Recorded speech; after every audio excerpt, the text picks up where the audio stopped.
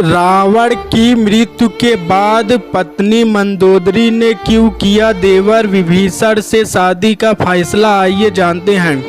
रावण की पत्नी के बाद उसकी पत्नी रानी मंदोदरी सती होना चाहती थी, लेकिन राम ने उसे ऐसा करने से रोक दिया। मंदोदरी बहुत धार्मिक थी और ज्योतिष्म की प्रकांड विद्वान भी थी। आखिर क्यों इस पतिव्रता स्त्री ने देवर से शादी करने का फैसला किया?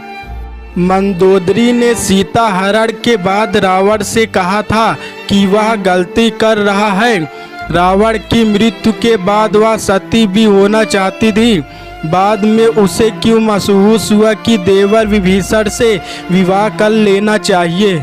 युद्ध में रावण की मृत्यु के बाद ही जब राम की जीत होती है, तो उस दिन ही हिंदू धर्म में जीत की इसी खुशी दशहरा त्योहार के लिए जरिए जाना जाता है।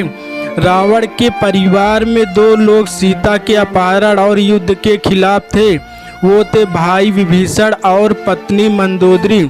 दोनों बिल्कुल युद्ध नहीं चाहते थे और लगातार रावण को सीता को संपन्न पूर्वक राम को लौटा देने के पक्ष में थे। लेकिन ऐसा नहीं हुआ। लड़ाई हुई, उसमें रावण मारा गया। इसके बाद राम ने लंका का राजपाट रावण के छोटे भाई विभीषण को सौंप दिया। लेकिन क्या आपको मालूम है कि रावण की पत्नी मंदोदरी का क्या हुआ? आखिर क्यों उसने विभीषण से शादी करने का फैसला किया? आखिर कौन थी मंदोदरी?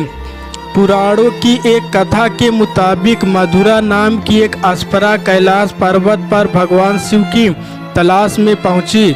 तलाशते हुए जब वो भगवान शिव के पास पहुंची तो उसने वहां पार्वती को न देखकर शिव को रिझाने के प्रयास शुरू कर दिए। जब कुछ समय बाद वहां पार्वती पहुंची तो उन्होंने मधुर के शरीर पर शिव की भस्म देखी और फिर वो क्रोधित हो गई। पार्वती ने मधुर को श्राप दिया कि वो 12 साल तक मेढक बनी रहेंगी और कुएं में उसका वास होगा। मधुर को अपनी गलती की कीमत चुकानी पड़ी और असहाय कष्ट का जीवन शुरू हो गया। इस तरह मधुर से मंदोदरी बनी। जिस समय ये सारी घटनाएं घट रही थी, उसी समय कैलाश पर असुर राजा मायासुर अपनी पत्नी के साथ तपस्या कर रहे थे। दोनों एक बेटी की कामना के लिए तपस्या कर रहे थे। 12 वर्षों तक दोनों तप करते रहे। इधर मधुरा के शाप का जब अंत हुआ तो वो कुएं में ही रोने लगी। सौभाग्य से असुरराज और उनकी पत्नी दोनों कुएं के नज़दीक ही तपस्या में लीन हो गए। जब उन्होंने रोने की आवाज़ सुनी तो कुएं के पास गए। वहां उन्हें मधुर दिखी, जिसने पूरी कहानी सुनाई। असुरराज ने तपस्या छोड़कर मधुर को ही अपनी बेटी मान लिया। मधुरा का नाम बदलकर मंदोदरी कर दिया गया। महल का जीवन और रावण से मुलाकात। असुरराज के महल में मंदोदरी को राजकुमारी का जीवन मिला।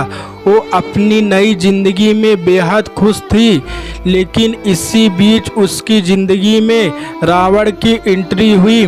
मंदोदरी के पिता मायासुर से मिलने रावण पहुंचा। वहीं उसने मंदोदरी को देखा और मोहित हो गया। उसने मायासुर से मंदोदरी का हाथ मांगा। उसके बाद असुरराज ने अपनी बेटी मंदोदरी का शादी रावण से कर दिया।